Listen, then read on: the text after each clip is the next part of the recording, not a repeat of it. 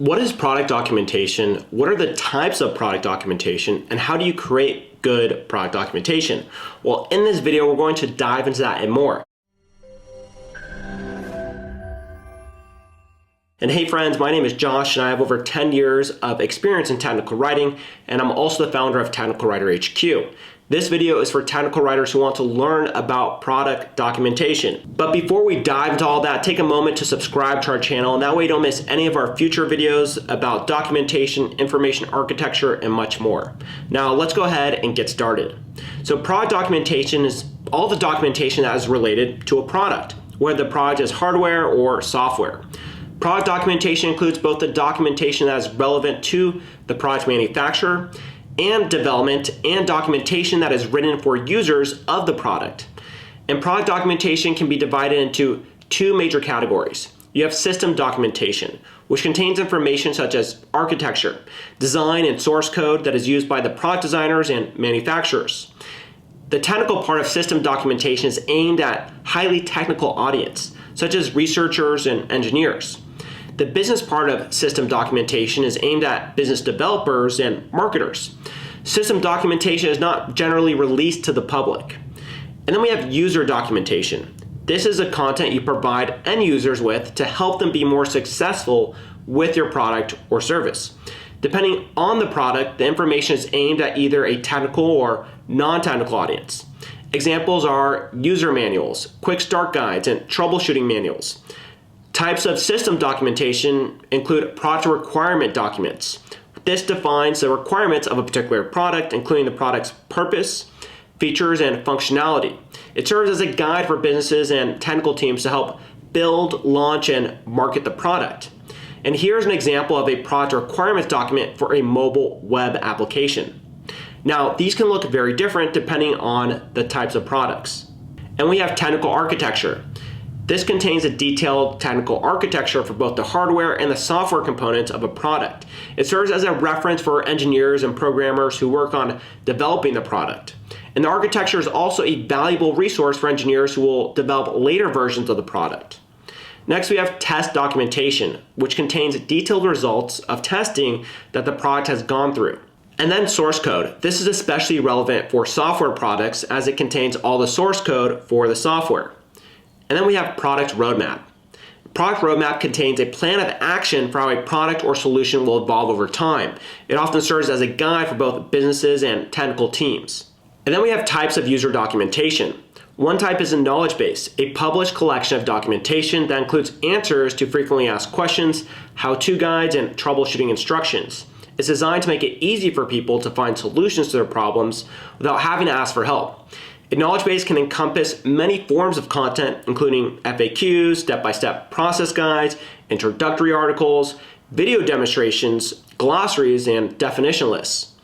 We also have Quick Start Guide, which is a shortened version of a manual meant to make a buyer familiar with their product as soon as possible. It often consists of illustrations with a limited amount of explanatory text. And we have User Manual, a detailed technical document that is designed to educate users on a particular product.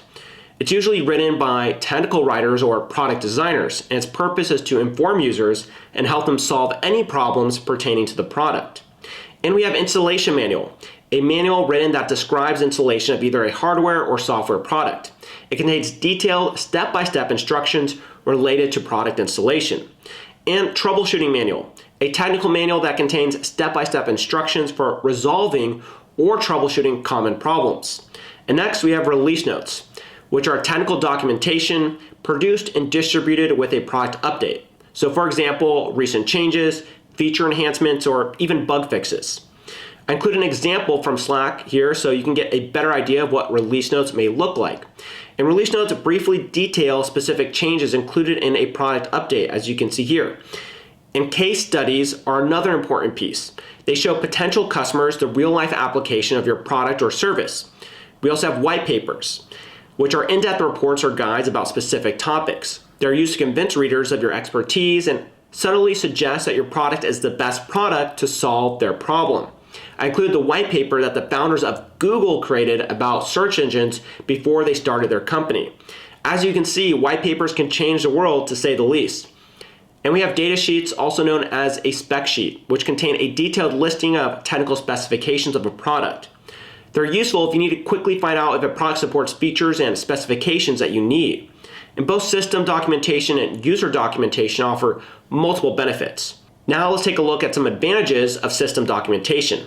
Well, it helps build better products. Documents such as product requirements documents are developed after a lot of market research and input from all teams working on the product. The result is a product or products that meet and may even exceed user expectations or even change the perception of what users think that they need. An example here would be the iPhone. Another benefit is that it helps guide product development. Documents such as product roadmaps serve as a guide for technical and business teams as they brainstorm and ideate about building products and improve on previous versions. It also helps collaboration. The technical and business related aspects of a product are interrelated.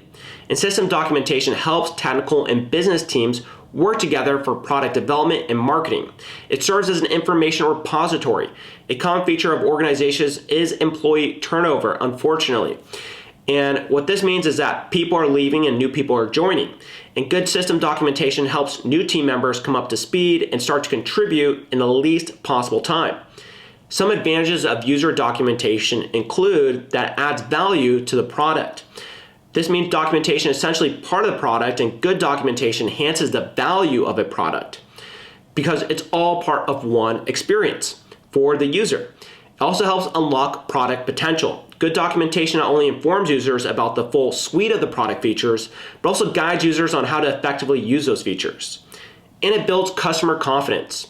Users often judge the professionalism and the quality of a product based on its documentation.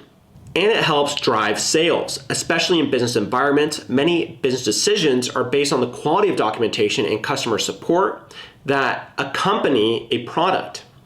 And it reduces burden on customer support teams. Even the best documentation won't eliminate all customer support calls or customer support emails, but creating user guides and manuals that are clear, comprehensive, and concise will go a long way to reduce the overall volume of support requests. And here are some tips that will help you create good product documentation.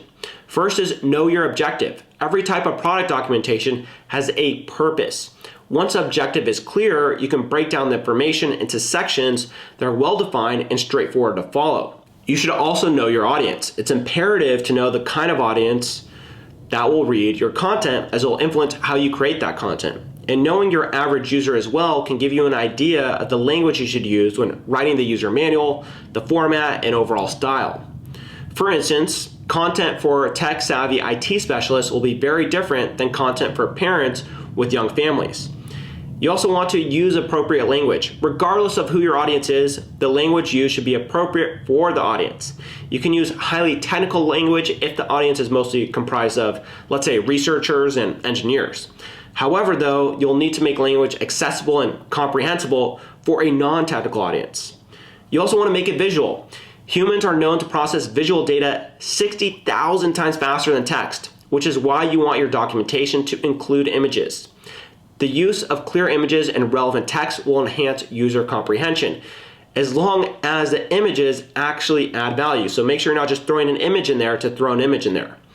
Some user documentation is actually purely image-based.